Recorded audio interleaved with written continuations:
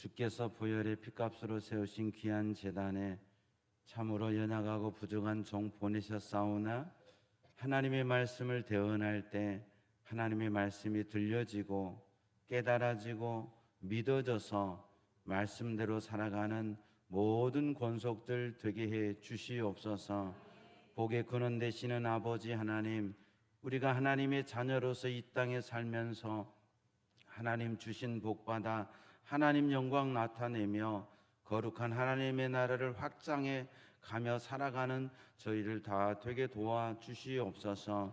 귀한 제단 위에 귀한 목사님 눈물로 여기까지 달려왔던 시간들 기억하여 주시고 그 눈물을 주의 병에 담으셨사오니 그 눈물이 보석처럼 이 제단에 아름답게 부흥의 열매로 맺어지게 하여 주시옵소서. 귀한 장로님들, 권사님들, 주의 몸된 교회 위하여 더 헌신하고 충성하게 하심 감사합니다.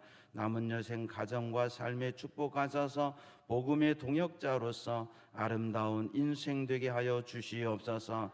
사랑하는 모든 재직들, 온 성도들 같은 말, 같은 마음, 같은 뜻으로 하나 되어서 오직 예수 안에서 달려가는 아름답고 복된 제단 되게 하여 주시옵소서. 오늘 권사회 헌신 예배로 드립니다. 사랑하는 권사님들, 기도하는 어머니, 그 귀한 사명, 기도의 사명 잘 감당할 수 있도록 은혜 베풀어 주시옵소서. 감사하옵고 예수님 이름으로 기도하옵나이다. 아멘. 할렐루야. 이 시간에도 주님 앞에 오신 여러분에게 하나님의 은혜와 평강이 함께 하시기를 축원합니다. 여러분들은 다 아는 사람이고 저만 모르는 사람이에요. 그래서 제가 상당히 어색하겠죠? 네, 어색합니다. 우리 목사님은 신학교 때 뵙고 요 몇 년 전에 뵙고 최근에 그 주한교회 가서 뵙고 같은 신학교를 나왔지만 자주 뵙지는 못했어요. 근데 이남국 목사님 하면 제가 기억나는 게 열정이 있는 목사님. 신학교 다닐 때도 보통 열정 아니었어요. 여러분 뭐 저보다도 다 아시겠죠. 열정이 있죠. 잘생겼잖아요. 네. 그때도 참 모든 면에 열정이 있고 열심히 하셨던 목사님인데 귀한 교회 오셔서 이렇게 목회 잘하고 계시는 거 뵈니까 너무 기쁩니다. 오늘 말씀을 통해서 하나님께서 우리에게 주시는 하나님의 음성을 듣는 시간 되기를 바랍니다. 다니엘서의 시대적 배경은 여호야김. 자, 바벨론 포로가 1차, 2차, 3차에 잡혀가죠.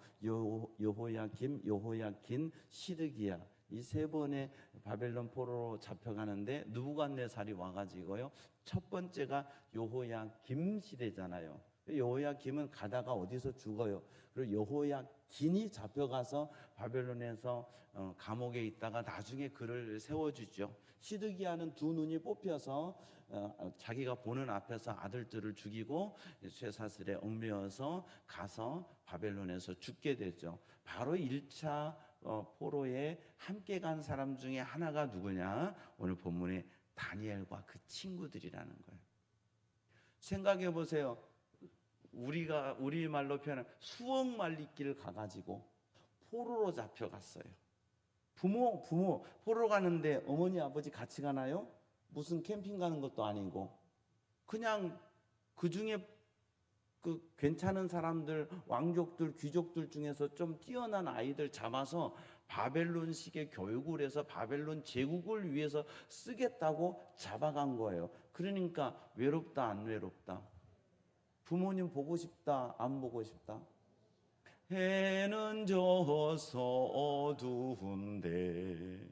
저는 중학교 2학년 때요, 경기도 가평에 화학산 기도원이라고 있어요.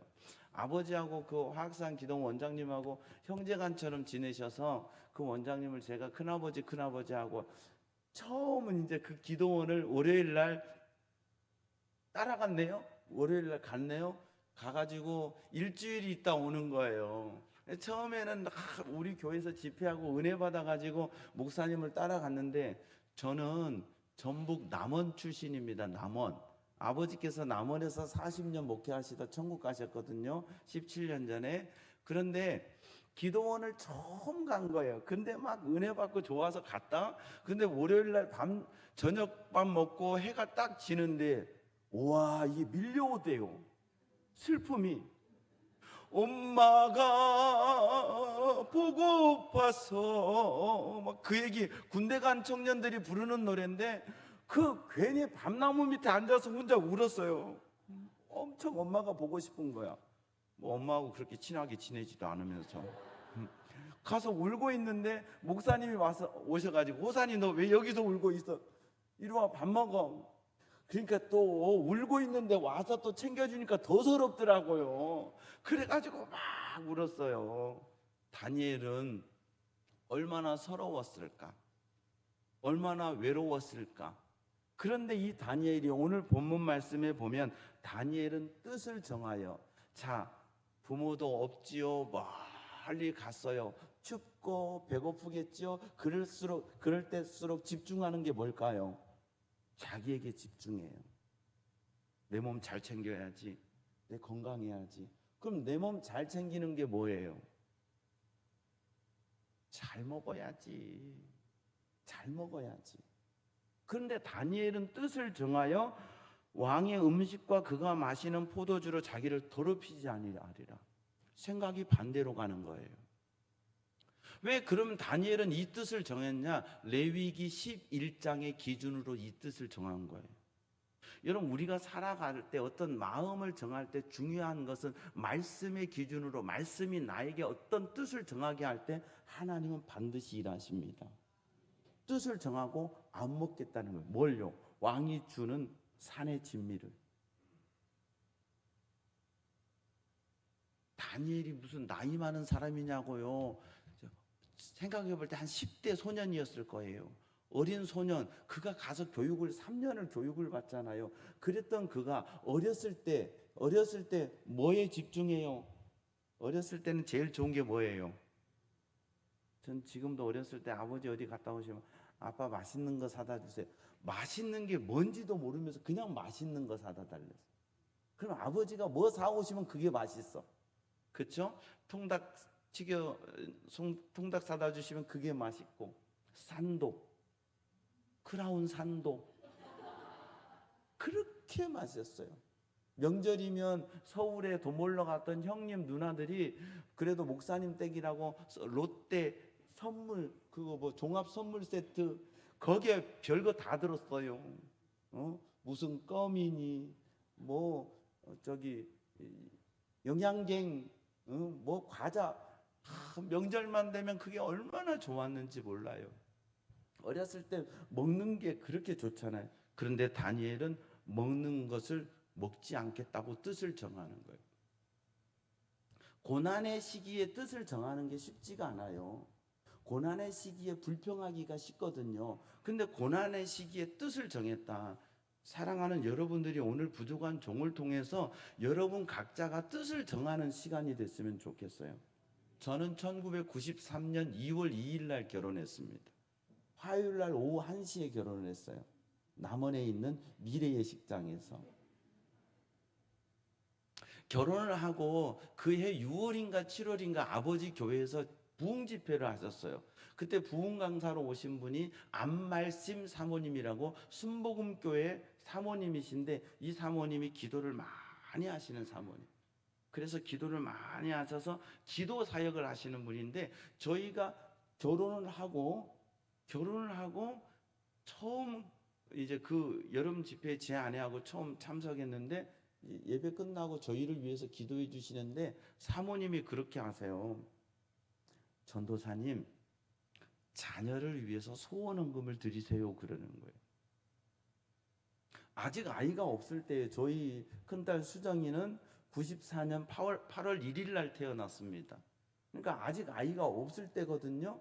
근데 전도사님, 자녀를 위해서 소원헌금을 드리세요 하시는 거예요. 근데 제가 그 말씀을 하나님의 음성처럼 아멘하고 들어서요, 제가 그 다음 주부터, 그때는 제가 김제에 있는 서폭교회라고 하는 교회에서 교육전도사로 있었어요. 한 달에 사례비 20만 원 주시더라고요. 결혼해서 그 교회 사택에 들어갔는데 교육전도사니까 사례비 20만 원 주시는 거예요. 한 달 11조 떼고 감사한금 떼고 주일원금 떼고 뭐 떼고 나면 마이너스 6만 원. 그래서 친구들이 뭐 김제 시내에서 전주 시내에서 만나자고 연락 오면 못 나갔어요. 왜냐하면 한 번 갔다 오면 5천 원에서 10,000원의 차비가 드는데 그러면 제가 살 수가 없는 거예요. 그러니까 친구들은 모르고 교만해졌다고, 모임에도 안 나온다고, 나는 힘들어서 못 나가는데. 그런데 그 다음 주부터 저희가 소원 헌금해서 손호산 강호미 이름으로 2,000원씩 하나님 앞에 드리기 시작했어요. 그리고 94년 8월 1일에 수정이가 태어나서 저희 아버지가 요한계시록에 있는 수정같이 맑은 유리바다 거기에서 수정이라고 이름을 붙여주셨거든요. 그래서 그 다음 주부터 손수정 이름으로 2,000원씩 헌금을 했어요. 그러다가 전임전도사로 다른 교회를 가니까 50만 원을 주시대요. 그래서 그때부터 5,000원을 냈어. 5,000원. 그러다가 이제 목사 안수를 받고 군산 중북교회를 갔어요. 저도 많이 돌았습니다.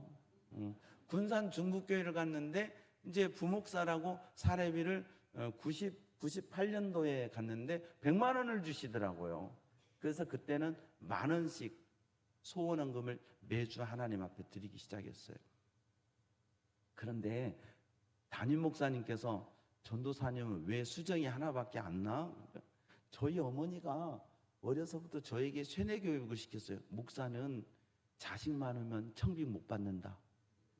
그러니까 너는 아이 많이 갖지 마라. 그래서 저는 수정이 하나 낳고 안 키우리라 했는데 군산 중북교회를 갔는데 목사님 사모님이 1년 동안 왜 전도사님은 하나밖에 안 낳아 생육하고 번성하라고 그랬는데 왜 하나밖에 안 낳아? 목사님 저는 하나만 예쁘게 키울 거예요. 그랬더니 무슨 소리냐고 생육하고 번성하라고 했는데 더 낳아야지 왜 안 낳아? 1년 동안 들으니까 사람이라는 게요. 이게 듣다 보니까 마음이 바뀌어지더라고요. 제가 98년도 3월 18일 날 이리 신광교회에서 목사 안수를 받았거든요. 지나고 보니까 저는 몰랐는데 제 아내가 하나님 3대를 이어 주의 종이 될 아들을 주세요 기도를 한 거예요. 나하고 상의도 안 하고 그리고 태어날 아기하고도 상의를 안 하고 그랬는데요 요셉이가 생긴 거예요. 그래서 요셉이가 99년 1월 7일 날 태어났어요. 지금은 요셉이가 그래요. 왜 나하고 상의 없이 엄마가 그렇게 기도했냐고. 제가 요셉이라고 이름 지었고요. 지금 장신대 신학과 4학년이에요. 그래서 그 아이 태어나면서부터 10,000원씩 헌금을 드리기 시작했어요. 그런데 웬걸? 실수. 피임 실패. 2000년 8월 15일 날 저희 막내 예지가 태어났어요. 제가 그래서 예지한테 지금 예지가 26살이거든요. 2000년이니까요. 몇 달 전에 예지야 너는 피임 실패야. 제가 라고 그랬어요. 그랬더니 얘가 얼굴이 안 좋아지는 거예요. 그래서 근데 있잖아 예지야 엄마 아빠의 계획 속에 너는 없었지만 하나님 계획 속에 너는 태어난 거야. 그랬더니 얘가요 얼굴이 밝아져요. 지금 예지는 영등포노의 영은교회 교육전도사로 있어요. 장신대 신대원 이제 3학년이고요. 몇 달 전에 교사 선생님들과 예배를 드리는데 설교를 하면서 저희 아버지께서 최근에 저에게 너는 피임 실패로 태어났다. 이 얘기를 설교하면서 얘기를 하면서 울먹울먹하면서 그런데 아버지께서 제게 이렇게 말씀하셨어요. 엄마 아빠의 계획은 없었지만 하나님의 계획으로 넌 태어난 아이다. 그러면서 이 아이가 울먹울먹하면서 설교를 하고 설교를 끝났더니 한 선생님이 와서 전도사님 오늘 말씀에 너무 은혜 받았어요. 자기가 너무 힘들었는데 하나님이 내 삶에 계획하고 계신다는 걸 깨닫고 은혜 받았어요. 그러더래요. 이 세 아이를 위해서 지금까지 매주 만 원씩 헌금해 오고 있어요. 수정이는 작년 6월 29일 날 결혼했어요. 그래서 결혼할 때까지만 이 헌금을 해준다. 결혼하고 너네가 해라. 그래서 지금은 그 아이들의 이름으로 하고 저희는 손요셉, 손예지 이름으로 매주 소원 헌금을 드려요. 수정이 32살에 결혼했으니까요. 약 한 30년이라고 치고요. 만 원씩도 못 했어요. 2,000원부터 시작했고요. 5,000원 했고요. 만 원 했어요. 30년 잡아봅시다. 1년 53주 만 원씩 해봐야 53만 원. 그러면 30년이면 1,500만 원. 액면가로 따졌을 때 1,500만 원밖에 안 돼요. 저희 큰딸 수정이는 제가 그림을 좀 그리거든요. 근데 그쪽으로 꿈을 못 키웠어요. 왜냐하면 저는 어려서부터 신학 주의종이 된다고 하는 서원을 초등학교 4학년 때 제가 하고 주의 길을 걸어갔기 때문에 이 미대를 가면 목사가 안 되는 줄 알았어. 저를 잘 이끌어주는 분이 있었더라면 미대를 가고 대학원을 가면 되는데 그걸 몰라가지고 신학교를 간 거예요. 서울에 신학교하고 광주에 신학교 원서를 들고 아버지한테 아버지 저 원서 씁니다. 그랬더니 아버지가 너는 내 밑에서 실천신학해라. 우리 아버지도 저를 어떻게 잘 이렇게 가이드를 보내줘 못 하세요. 그래서 호남신학교 가라. 그래서 실천신학하라고 해서 저는 호남신학교 간 거예요. 그런데 저 큰딸 아이가 그림을 그린 거예요. 성신여대 미대를 들어갔어요. 하나님 은혜로요. 첫 학기 등록금이 670만 원 나오더라고요. 여러분들은 잘 사시나 봐요. 별로 안 놀래시네요. 그 아이가 지금 박사과정 하고 있으니까요. 근 10년 전이 되는 거예요. 근 10년 전에 670만 원의 등록금 나오는데 제가 사례비 180만 원 받을 때예요. 이 등록금을 낼 수 있는 방법이 있을까요? 없을까요? 아니 제가 그렇게 능력 없어 보이시는군요. 맞아요. 능력 없어요. 저는 못해요. 와, 방법이 없더라고요. 그런데요, 첫 학기 670만 원 전액 엘림 장학재단이라는 장학재단에서 100% 대주셨어요. 학교 다니는 동안에 지가 공부해서 장학금 받고 이렇게 해서요, 제가 신경 안 썼어요. 요셉이 예지, 물론 저희 교회에서 장학금을 주지만 그렇게 많이, 교회 형편이 많이 줄 형편은 안 돼요. 1년에 1,000만 원 정도밖에 못 주세요. 그래서 이 셋을 가르치기 어렵거든요. 그리고 제가 받으면 또 하나님 앞에 헌금하고 하니까요. 근데 지금 돌이켜보면요, 하나님이 수정이는요, 제가 30년에도 1,500만 원인데요, 그냥 세상 말로 봉을 뽑고도 남았어요. 하나님이 책임져 주시더라고요. 예지는 지금 장신대 MDB 3학년인데 매 학기 장학금 받아요. 장신대는 3등까지밖에 장학금을 안 줘요. 그러면 우리 예지가 장신대에서 주는 장학금을 받느냐? 천만에요. 외부 장학금을 받고 학교에서 주는 장학금을 한 100만 원 정도 받아요. 그래서 장학금으로 대학원을. 수정이가 성신여대를 마치고 대학원을 가야 되는데 석사과정을 하겠대요. 수정아, 아빠 능력 없어. 하늘 아빠에게 기도해. 아빠는 능력 없다. 정말로 하늘 아빠에게 기도해. 근데 이 아이가 졸업하는데 성신여대 미대 석사과정은 1등만 풀스칼러십이라고 하는 장학금, 전액 장학금을 주는 거예요. 근데 수정이가 졸업하는데 그 해에는 교수회에서 결정이 돼가지고 3등까지 장학금을 주는 거예요. 문제는 수정이가 3등 안에 들어야 되잖아요. 얘가 졸업을 차석으로 했네요. 아빠, 제가 졸업을 차석으로 했어요. 그래. 근데 신기하지 않으세요? 뭐가 신기한데? 저 학교 다닐 때 한 번도 2등 해본 적이 없는데 졸업을 2등으로 했어요. 그러고 보니까 이상하네? 어떻게 됐는데 3등 하는 아이가 휴학을 했대요. 그래서 미대 석사과정을 장학생으로 들어가서 마쳤어요. 그리고 지금 박사과정 1년 마치고 휴학 중이에요. 내년에 이제 복학해요. 요셉이요, 참 이 아이는요, 아빠를 안 닮았어요. 아빠가 못하는 걸 하는 아이예요. 술도 잡수시고요. 담배도 피시고요. 정말 크게 된 인물인 것 같아요. 아빠는 학교 다니면서 학점 아무리 못해도 시들시들은 해봤어. CD는 맞아봤어도 권총을 차본 적은 없어. 근데 이 아이 권총까지 차네요. 와우, 정말 너는 아빠보다 크게 될 인물인가 보다. 야, 진짜 지금 강대상이니까 웃죠? 집에서 했던 버전은 야 이 새끼야 이 새끼야 이 대가리 발가락으로 시험을 보냐 이 새끼야 이랬던 그 아이 권총을 찾는데도요 교수님 추천으로 장학금을 받게 해주셨어요. 기적이죠. 뜻을 정하고 믿음으로 사니까 하나님이 책임져 주시더라고요. 다니엘은 뜻을 정하여 왕의 음식과 그가 마시는 포도주로 자기를 더럽히지 아니하리라 하고 자기를 더럽히지 아니하도록 환관장에게 구했어요. 그리고 어떻게 했어요? 열흘 동안 우리는 야채만 먹고 쟤네들은 이 산의 짐이 다 먹자는 거예요. 솔직히 묻습니다. 열흘 동안 상추 깻잎만 먹는 사람과 열흘 동안 스테이크 삼겹살 먹는 사람과 누구의 얼굴이 좋을까요? 신앙적으로 생각하지 마세요. 누구의 얼굴이 좋을까요? 당연하죠. 그게 상식이라고요.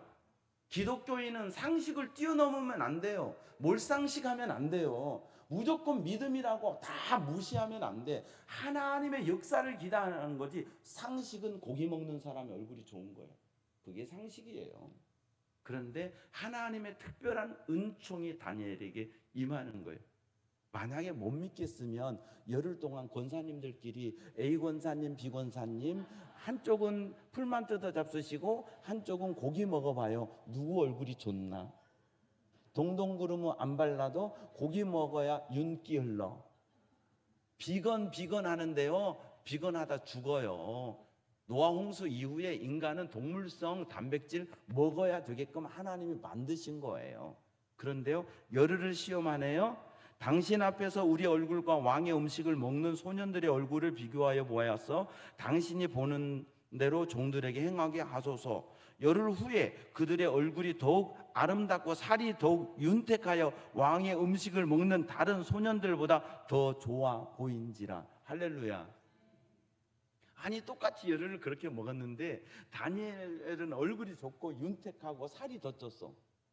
근데 이 친구들은 안 좋아. 왜 그랬을까? 소고기 먹다 배탈 났나? 살모넬라균 감염돼서 설사했나? 어쩐지 모르겠지만 하나님께서 다니엘에게 은총을 베푸셨어요. 돈 2,000원 아무것도 아니잖아요. 2,000원 매주 하는데 정말 힘들 때가 있었어요. 정말 주님이 힘들어요. 이거 안 하면 안 될까요? 이 헌금, 왜냐면 우리가 살기가 너무 힘드니까 2,000원이 아니 돈 10,000원이 너무너무 힘들 때도 딱 하나님 바라보고 전도사님 자녀를 위해서 소원헌금 드리세요. 하나님이 책임지세요. 이 한 말을 믿고 30년을 해왔어요. 힘들고 어려워도. 근데 지나고 보니까 하나님이 책임져 주셨어요. 그 시간을 살아냄이 없었더라면 제가 이 말씀을 못 드려요. 그 시간에 힘든 시간에 허리를 졸라매고 하나님 앞에 드림의 시간이 없었다면 지금 이 간증을 드릴 수가 없어요. 그러나 그 시간들을 살아냈을 때 살아계신 하나님은 시퍼렇게 살아계신 하나님은 우리가 생각하는 것 이상으로 채우시고 저들의 삶을 책임져 주시더라고요. 하나님께서 9절에 다니엘로 하여금 환관장에게 은혜와 긍휼을 얻게 하신지라. 세상에 살면서 나로 은혜를 얻는 삶, 만나는 사람에게 은혜를 얻게. 여러분 만남의 축복이잖아요. 부부가 만나는 것도, 여러분 목사와 교인이 만나는 것도, 여러분이 저렇게 좋은 목사님 만나는 것도 축복이에요. 정말 축복인 걸 축복으로 알아야 되는데 잘 몰라요.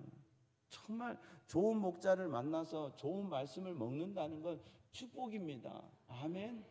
근데 하나님이 이렇게 은혜와 긍휼을 얻게 하셨어요.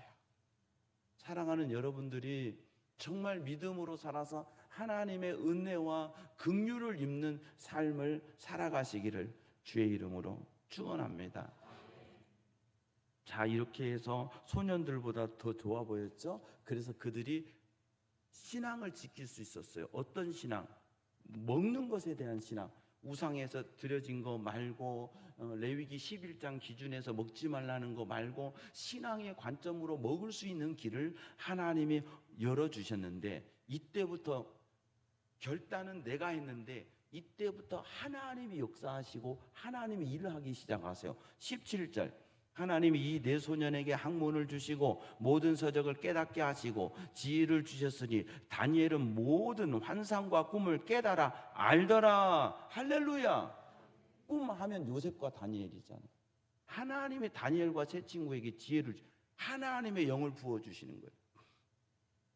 코로나가 딱 시작되니까요, 와, 여러분들은 목사의 마음을 모르실 거예요.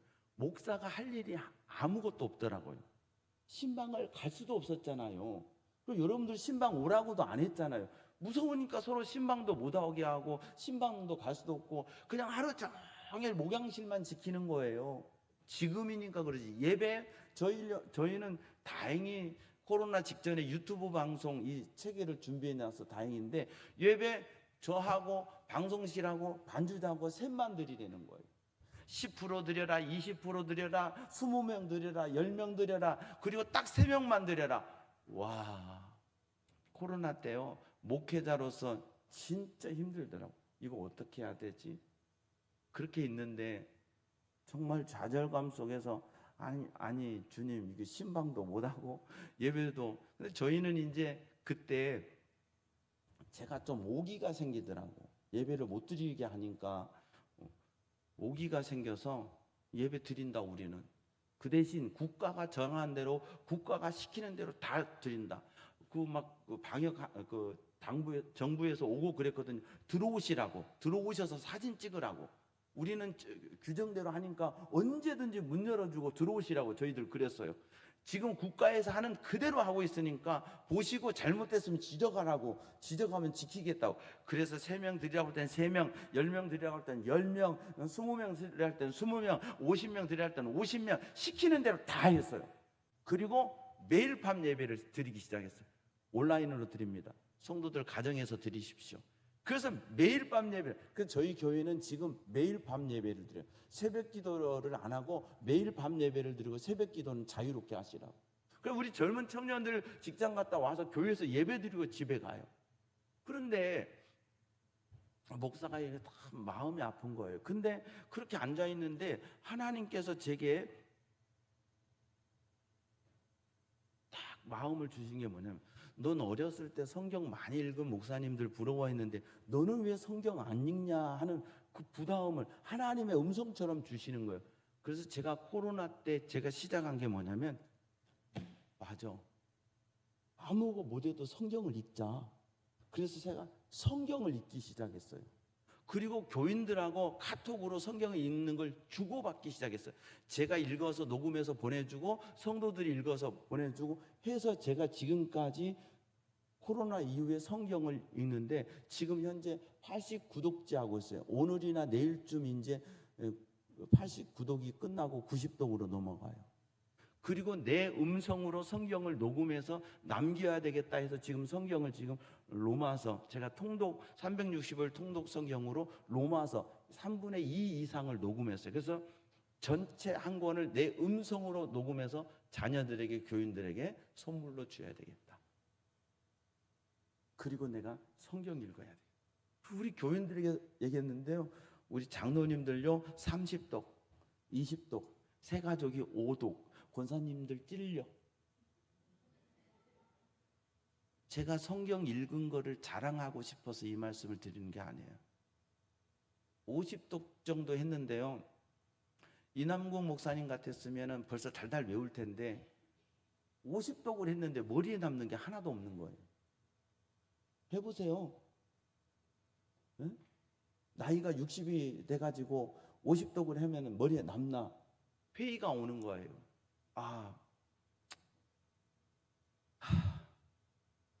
인문학적으로 내 머리가 빠가야론가? 내 머리가 이렇게 안 좋은가? 50독을 했는데 머릿속에 뭐가 없는 거예요. 스스로의 좌절감이 오는 거예요. 그런데 70독을 넘어가니까 제 머리에 하나씩 남기 시작해요. 그래서 성경별로 제 머리에 정리되는 부분들이 다 안 돼요. 지금 창세기, 출애굽기, 사무엘상, 사무엘하, 열왕기상, 역대상, 또 역사서는 머리에 잘 남더라고요. 이런 것들이 서서히 머리에 남기 시작해요. 그리고 지금은요, 매일 예배 드리는데 친구 목사님들이 그래요. 뭘 그렇게 매일 예배 드려? 목회 힘들게 하지 마. 힘 안 들어? 설교하기 힘 안 들어? 아니, 말씀을 들고 강대상에 서면 하나님의 말씀을 딱 제게 주세요. 내가 그만큼 먹으니까 말씀이 나가더란 말이에요. 그래서 원고를 안 가지고 설교를 해도 매일 밤 설교하는데 하나님이요 풍성하게 해주세요. 코로나 시기를 그렇게 말씀 붙들고 예배 드리며 성도들과 함께 살았어요. 지나고 보니까요, 하나님이 우리 교회는 코로나 왔나? 코로나 있었나? 싶을 정도로 평안하게 하시고요, 든든하게 하시고요, 마이너스 하나도 없어. 교인 마이너스 없어. 재정 마이너스 없어. 교회는 더 든든해졌어요. 사랑하는 여러분, 우리가 하나님을 사랑해서 하나님 앞에 뜻을 정하고 믿음으로 살면 하나님은, 나보다 나를 더 잘 아시는 하나님은 내 인생을 책임져 주십니다. 이 내 소년에게 서적을 깨닫고 지혜를 주시고 꿈을 깨닫는 이 은혜를 주셔서 20절 보면 왕이 그들에게 모든 일을 묻는 중에 그 지혜와 총명이 온 나라 박수와 술객보다 10배나 뛰어난. 서울대생들이요, 학교에서 자랑 못하는 게 있대네요. 여기 서울대생 혹시 있으십니까? 서울대 나오신 분 있으세요? 없으셔서 다행이군요. 서울대 학생들이 자랑 못하는 게 있대요. 그게 뭐냐면, 나 고등학교에서 전교 1등 했어. 이 말을 못한다네요. 그게 뭐 나도 1등 했어 이런다는 거예요. 그게 뭐 나도 1등 했어 하기 때문에 전교에서 1등 한 거 자랑 못한다는 거예요. 다 수재들만 왔지요. 지금 바벨론의 느부갓네살이 다 뛰어난 사람들만 뽑아놨어요. 그런데요, 나도 1등 했어가 아니에요.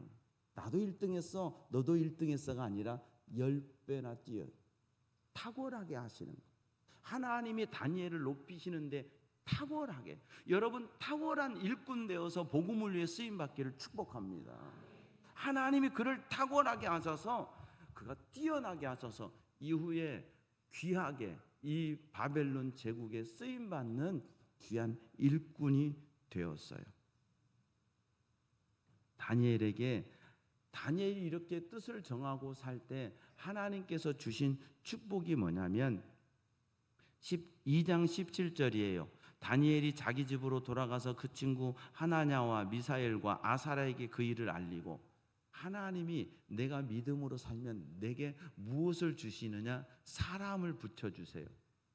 좋은 믿음의 친구를 붙여주세요. 이것을 우리는 뭐라고 하냐? 인권이라고 그래요.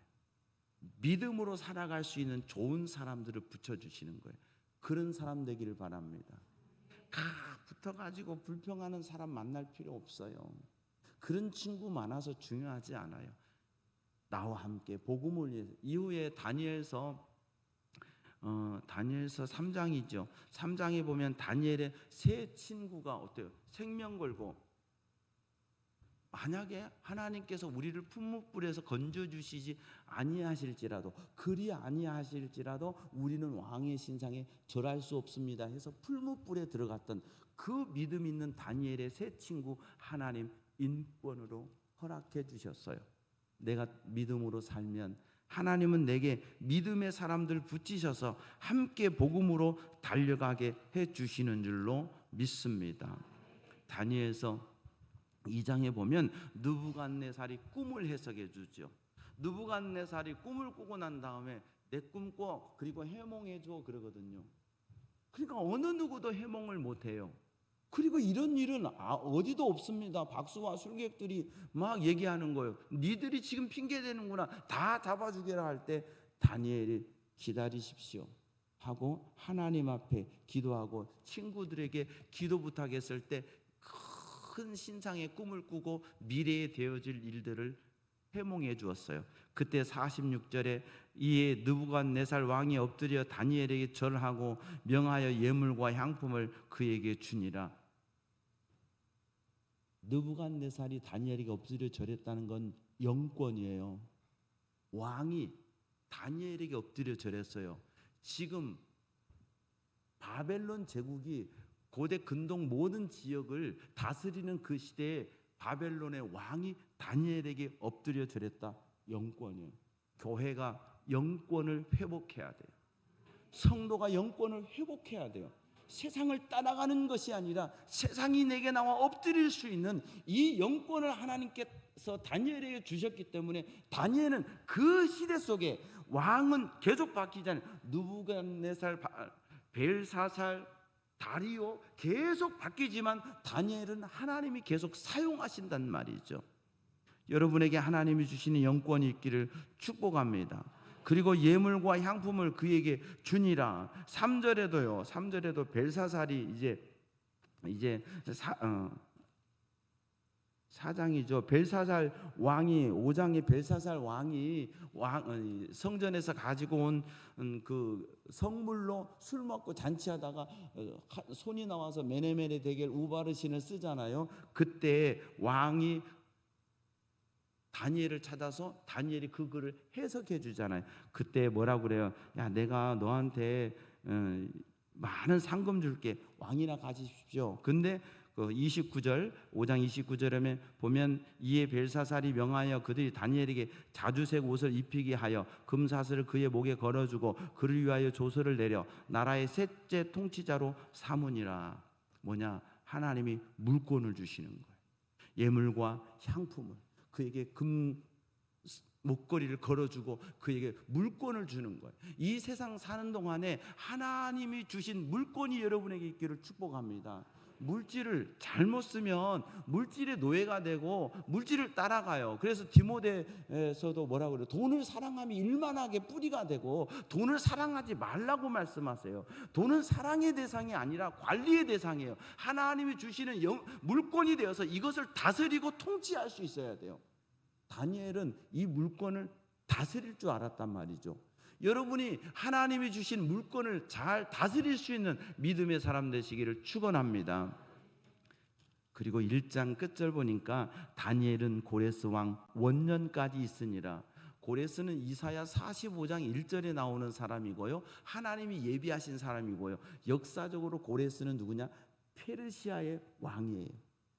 이후에 바벨론 제국이 우리 이스라엘 백성들이 바벨론으로 잡혀갔고요, 바벨론 제국이 무너지고 페르시아 제국이 세워지는 거예요. 바벨론에 사로잡혔던 그들은 페르시아 제국에 있게 되는데 이 페르시아 제국의 첫 번째 왕 고레스가 칙령을 내려요. 어떤 칙령이요? 귀한 칙령. 그래서 에스라서에 보면 바로 이 고레스 칙령에 의해서 이스라엘 백성들이 귀환해서 무슨 성전을 재건하느냐? 스룹바벨 성전을 재건하는 거예요. 그러니까 다니엘은 바벨론 포로 70년 길을 마치고 자기가 주님 앞에 갈 얼마 안 남은 때에 고레스 왕 원년까지 살아서 이스라엘 백성들이 가나안 땅으로 돌아간 것까지 보았다. 여러분, 우리 실향민들, 우리의 소원은 통일. 이북에서 오신 분들 이북 땅 가보는 거 소원이잖아요. 이스라엘 백성들 페르시아에 있던 그들의 얼마나 간절한 소원이었겠어요. 근데 하나님께서는 다니엘에게 그 소원 다 들어주신 거예요. 그리고 평안히 주님 앞에 갈 수 있도록 해주셨다고. 다니엘 12장에 보면 평안하게 주님 품에 갈 수 있도록 허락하셨어요. 사랑하는 여러분, 여러분의 인생이 하나님 앞에 뜻을 정하고 사셔서 여러분의 생애가 하나님의 통치받고 언젠가 주님 앞에 갈 때 복음으로 쓰임받다가 할렐루야 찬송하며 주님 나라 갈 수 있는 저와 여러분 되기를 바랍니다. 하나님은 말씀하십니다. 네 마음을 다하고 뜻을 다하고 힘을 다하여 주 너의 하나님을 사랑하라. 우리가 하나님께 뜻을 다하면 하나님도 우리에게 다 해주십니다. 책임져 주십니다. 살아계십니다. 역사하십니다. 그 하나님의 선하심이 이 교회 가운데 넘치고, 그 하나님의 선하심이 여러분의 가정 가운데 넘치고, 여러분의 자녀들 가운데 넘쳐서 하나님 살아계신다고, 나도 이렇게 믿음으로 살았더니, 나도 이렇게 결단하며 살았더니 하나님 이렇게 내 삶을 인도해 주셨나라고 고백하고 간증하는 복된 여러분의 생애가 되기를 주의 이름으로 축원합니다. 좋으신 하나님 아버지, 은혜 감사합니다. 귀한 제단에 보내셔서 말씀을 증거하게 하신 아버지 감사합니다. 선포된 말씀이, 들려진 말씀이 우리 속에 깨달아지고 믿어져서 이 말씀 붙들고 살아갈 때 하나님의 역사를 맛보며 하나님 말씀의 주인공 되어서 하나님 살아계심을 증거하는 우리 신광교회 되게 해주시고, 모든 성도들 되게 해주시고, 오늘 헌신을 다짐하는 권사님들 되게 하여 주시옵소서. 감사하옵고 예수님의 이름으로 기도하옵나이다. 아멘.